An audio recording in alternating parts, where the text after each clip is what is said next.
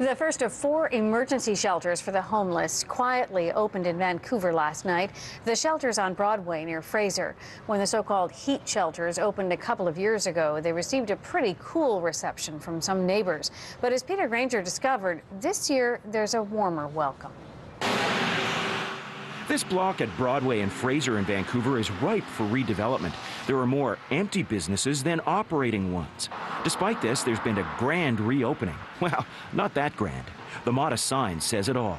The heat shelter for the homeless is back for another winter season. It quietly opened last night.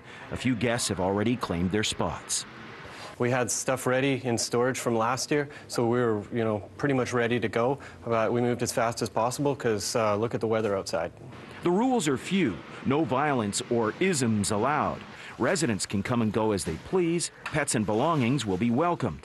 Not so welcome is law-breaking and nuisance behavior around the heat shelters. The worst of that was in the warmer months, and that was 2 years ago. As long as the shelter residents behave, neighbors at the Broadway and Fraser location don't seem to mind. Like the new owners of Elma's Kitchen across the street.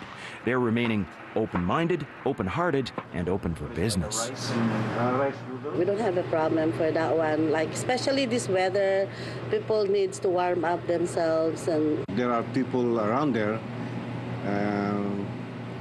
Maybe some of them will come and buy some pizza.